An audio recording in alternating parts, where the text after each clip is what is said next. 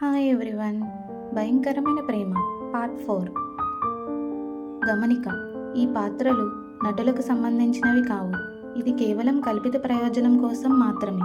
ఏదైనా తప్పులు ఉంటే క్షమించండి. రాజ్పుత్ భవనం చుట్టూ రాత్రి గాఢంగా మరియు నిశ్శబ్దంగా ఉంది. మాస్టర్ బెడ్రూమ్ లోపల పెద్ద కిటికీ వెలుపల ఉన్న చంద్రుడి నుండి మాత్రమే కాంతి వచ్చింది. అది నేల మీదుగా, మంచం మీదుగా వారి చిక్కుబడ్డ శరీరాలపై వెండి గీతలను చిత్రించింది. అధీర్ తన పక్కకు తిరిగి మోచేతి మీది ఆసరాగా ఆమె వైపు చూస్తున్నాడు. అనిక కళ్ళు మూసుకుపోయాయి. ఆమె పొడవాటి కనురెప్పలు ఆమె బుగ్గలపై నీడలను విసురుతున్నాయి. లక్షలాది విలువైన కాగితాలపై సంతకం చేయడానికి తరచుగా ఉపయోగించే అధీర్ వేళ్ళు ఇప్పుడు అతనికి తెలిసిన అత్యంత విలువైన అనిక యొక్క మృదువైన వంపు ఆమె నడుము లోతును వెతుకుతున్నాయి. ప్రతి స్పర్శ ఒక వాదన. నిశ్శబ్దంగా ఇది నాది అనే అంగీకారంతో ఆమె అతని స్పర్శకు కదిలిస్తున్నాడు. ఆమె పెదవుల నుండి ఒక మృదువైన నిట్టూర్పు వెలువడింది. ఆమె కళ్ళు విప్పి చూసింది. చంద్రకాంతిలో అవి చీకటిగా, లోతైన కొలనుల్లా కనిపించాయి అధీర్కి. వాటిలో అతను తన ప్రతిబింబాన్ని చూశాడు. అది అతనికి నచ్చింది. ఆమె ఎప్పుడూ చూడని ఏకైక వస్తువుగా ఉండాలని అధీర్ కోరుకున్నాడు. నువ్వు చాలా అందంగా ఉన్నావు, అధీర్ భావోద్వేగంతో గరుకుగా అన్నాడు. ఇది కేవలం పొగడ్త కాదు, అది అతని విశ్వంలోని వాస్తవం. నా అందమైన భార్య. అతను కిందకి వంగి ఆమె నోటిని నెమ్మదిగా, గాఢంగా ముద్దు పెట్టుకున్నాడు. ఆమె తనదని ఆమె నేటికి గుర్తు చేశాడు. అనిక స్పందించింది. ఆమె చేతులు అతని జుట్టులో చిక్కుకుపోయాయి. ఆమెను ఈ నృత్యం తెలుసు. అతనిలో పెరుగుతున్న అవసరం యొక్క తుఫాను ఆమెకు తెలుసు. అధీర్. అనిక అతని పేరును బయటకు పిలిచింది. అది ఒక విన్నపం, ఒక ప్రార్థన. ఉష్ జాన్, నేను ఇక్కడున్నాను. ఇది నా స్థానం. నేను తీసుకుంటున్నాను అని అధీర్ అన్నాడు. ఆమె శరీరం నుండి చివరి వణుకు కూడా తొలగిపోయే వరకు అతను ఆగలేదు. ఆ తర్వాత, నువ్వు ఎవరివో చెప్పు అని అడిగాడు అధీర్. అతని గొంతు గంభీరంగా ఉంది. నేను నీవాణ్ణి అధీర్. అనిక ఊపిరి పీల్చుకుంది. ఎల్లప్పుడూ. అధీర్ ఆమెను గట్టిగా పట్టుకున్నాడు. అతని చేతులు ఆమె చుట్టూ విడదీయరాని పట్టీలాగా ఉన్నాయి. అధీర్ అనిక తలపైన మృదువైన చివరి ముద్దు పెట్టాడు. Next morning. తెల్లవారుజామున తొలికాంతి బరువైన తెరల వెనుక నుండి మృదువైన బూడిద రంగు కాంతిలా కనిపించింది. అనిక నిద్ర లేచింది. స్పృహ నెమ్మదిగా తిరిగి వచ్చింది. ఆమె మొదటగా తెలిసినది ఆమె శరీరంలో లోతైన, ఆహ్లాదకరమైన నొప్పి. గత రాత్రి జ్ఞాపకం గుర్తు చేసింది. ఆమె కళ్ళు తెరుచుకున్నాయి. అధీర్ ఇంకా నిద్రలోనే ఉన్నాడు. తెల్లవారుజామున అతని మొహం ప్రశాంతంగా ఉంది. నిద్రలో అతని ముఖాలు మృదువుగా ఉన్నాయి, కానీ తక్కువ ఆజ్ఞాపించేవి కావు. మరియు అధీర్ ఇంకా ఆమెలోనే ఉన్నాడు.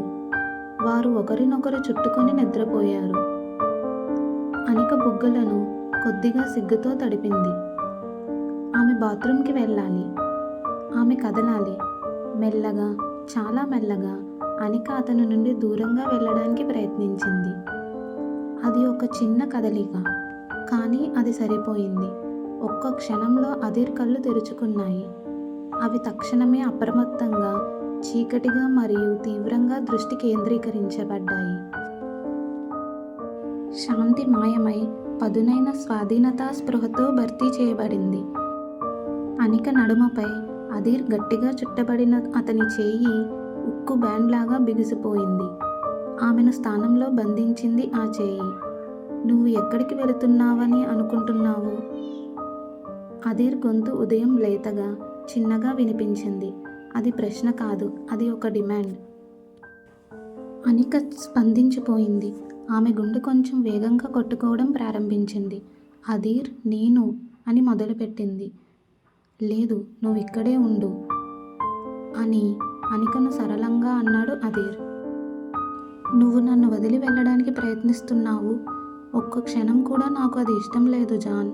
అదీర్ గొంతు ప్రమాదకరంగా మృదువుగా ఉంది. నువ్వు నా భార్యవి. నీ శరీరమే నా ఇల్లు. నేను కోరుకున్నప్పుడల్లా దానిలో ఉంటాను. నేను కోరుకున్నంత కాలం. నేను ఎప్పుడు వెళ్ళిపోతానో నువ్వు నిర్ణయించుకోలేవు. నేను నిర్ణయించుకుంటాను. నీకు అర్థమైందా అని అదీర్ అన్నాడు. అతని మాటల్లోని పూర్తితనం, బాధ, భవనం, ఆనందం అన్నీ కలిసిపోయాయి. అతను భయంకరమైన స్వాధీనతా భావంతో ఆమెను ప్రేమిస్తున్నాడు. అది అనికకు తప్ప ఇంకెవరికీ చోటు లేదు. అవును కదా, నాకు సమాధానం చెప్పు అనిక, అదీర్ ఆజ్ఞాపించాడు. అవును అవును అదీర్, నాకు అర్థమైంది. అనిక తల తిరుగుతూ ఊపిరి పీల్చుకుంది. నువ్వు ఎవరికి చెందిన దానివి అని అడిగాడు అదీర్. నేను నీదాన్ని అదీర్.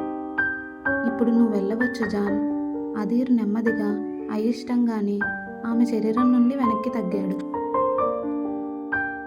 అదీర్ తన బెడ్ టేబుల్ మీద ఉన్న గడియారం వైపు చూశాడు. నాకు 1 గంటలో మీటింగ్ ఉంది. అదీర్ ఆమె నుడిపై ముద్దు పెట్టుకున్నాడు. కానీ ముందుగా నువ్వు నా టీ తయారు చేయి. నేను తాగే వరకు నువ్వు నాతో కూర్చో అని అన్నాడు అదీర్.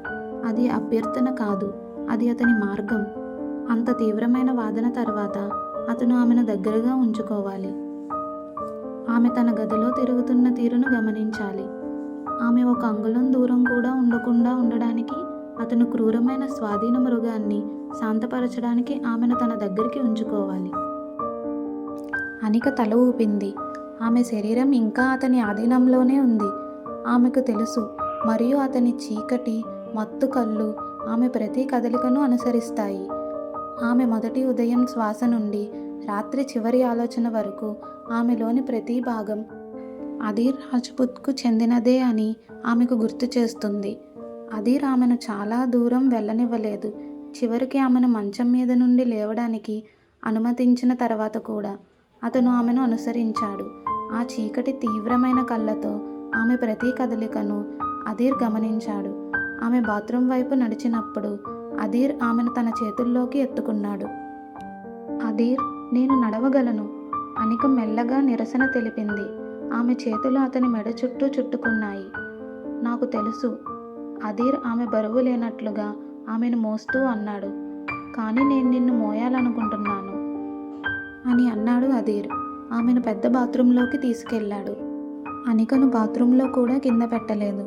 తన స్వేచ్ఛా చేతితో అనిక టూత్ బ్రష్ సిద్ధం చేసి దానిపై టూత్పేస్ట్ తానే పెట్టాడు. ఆ టూత్ బ్రష్ను అనికకు అందజేసి ఆమె పళ్ళు తోముకుంటున్నట్లు చూశాడు. తన కళ్ళతో కూడా అదే చేశాడు. అదీర్ కళ్ళు అనిక ప్రతిబింబాన్ని అద్దంలో ఎప్పుడూ వదిలిపెట్టలేదు. అది సాధారణం కంటే చాలా సన్నిహితంగా ఉంది. అతను ఆమెను చూసుకుంటున్నాడు. ఆమెను రోజు కోసం సిద్ధం చేస్తున్నాడు. నీ ఉదయం దినచర్యలోని ప్రతి భాగం నాకు చెందుతుంది అని చెప్పే విధానం అతనిది. అది పూర్తి అయిన తర్వాత అతను ఒక మృదువైన టవల్ తీసుకొని గోరువెచ్చని నీటితో తడిపి ఆమె ముఖాన్ని స్వయంగా మెల్లగా అదీరే తుడిచాడు. అతని స్పర్శ చాలా మృదువుగా ఉంది. మునుపటి భయంకరమైన స్వాధీనాన్ని పూర్తి భిన్నంగా ఉంది. ఆ తర్వాత అదీర్ అనికకు ఆ రోజు కోసం బట్టలు ఎంపిక చేశాడు. మెత్తటి కాటన్తో తయారు చేసిన సరళమైన ఎత్తైన మెడగల లావెండర్ సల్వార్ కమీజ్ తీశాడు. అతను ఆమె దుస్తులు ధరించడానికి సాయం చేశాడు. అతని వేళ్లు నెమ్మదిగా కమీజ్ తన అత్యంత విలువైన వస్తువును డ్రెస్సింగ్ చేస్తున్నాడు. ఆమె చివరికి సిద్ధమైనప్పుడు అతను ఆమెను తల నుండి కాలి వరకు చూశాడు. అదీర్ ముఖంలో సంతృప్తి దాగి ఉంది. అతడు దీన్ని ఎంచుకున్నాడు. ఆమె అతను కోరుకున్నది ధరించింది. అనిక అతను కోరుకున్న విధంగా కనిపించింది. అనిక పరిపూర్ణమైనది. ఇప్పుడు అల్పాహారం తిందాం అని అదీర్ అన్నాడు. మళ్ళీ అతను ఆమెను తన చేతుల్లోకి ఎత్తుకున్నాడు. అదీర్, దయచేసి, అందరూ ఉన్నారు. మెట్లు, నేను దిగుతాను, అందరూ చూస్తారు అని అన్నది అనిక. ఆమె బుగ్గలు గులాబీ రంగులోకి మారుతూ సిగ్గుతో చెప్పింది.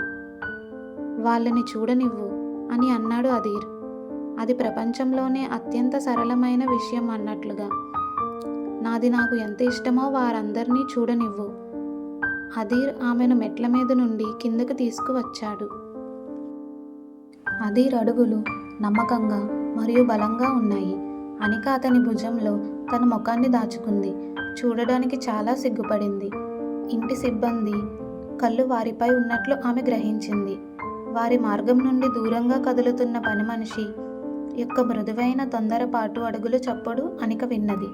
అతను ఆమెను పెద్ద డైనింగ్ రూమ్లోకి తీసుకువెళ్ళాడు. అప్పటికే కుటుంబమంతా అక్కడుంది. విక్రమ్ రాజ్పుత్, అదీర్ తండ్రి వార్తాపత్రిక చదువుతున్నాడు. సావిత్రీదేవి, అదీర్ తల్లి, మెల్లగా ఒక సేవకుడికి రోజు మెనూ గురించి చెబుతోంది. అదీర్ చెల్లి ప్రియా తన ఫోను చూస్తోంది. అదీర్ తన భార్యను తీసుకుని లోపలికి వస్తుండగా అందరూ పైకి చూశారు. గదిలో నిశ్శబ్దం అలుముకుంది. సావిత్రీదేవి కళ్ళు కొద్దిగా పెద్దవి అయ్యాయి. ప్రియా త్వరగా తన ఫోన్ వైపు చూసింది. ఆమె బుగ్గలపైన లేత ఎరుపు పడింది. విక్రమ్ రాజ్పుత్ నెమ్మదిగా తన వార్తాపత్రికను కిందకి దించాడు. అతని ముఖం చదవలేకపోయింది. అదీర్ వారందరినీ పట్టించుకోలేదు. అదీర్ డైనింగ్ టేబుల్ ముందు భాగం వద్దకు వెళ్ళి చివరికి అనికాను తన కుడివైపున ఉన్న కుర్చీపై కూర్చోపెట్టాడు. కానీ అదీర్ తన సొంత కుర్చీలో కూర్చోలేదు. అతను ఆమె కుర్చీని తన దగ్గరికి లాక్కున్నాడు. వారి చేతులు తాకుతున్నంత దగ్గరగా. అప్పుడు మాత్రమే అదీర్ కూర్చున్నాడు. కుటుంబం నెమ్మదిగా వారు చేస్తున్న పనికి తిరిగి వెళ్ళింది. Next part continuous. అనిక మరియు అదీర్ ప్రేమను చూడడానికి లైక్ చేసి సబ్స్క్రైబ్ చేయండి. Thanks for watching.